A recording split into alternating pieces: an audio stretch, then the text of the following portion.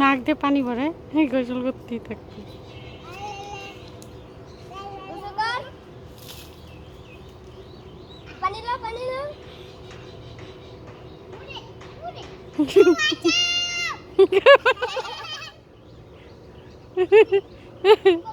পানি দাও যে বাসাও তোমার মায়ের হয়ে পড়ে যাচ্ছে।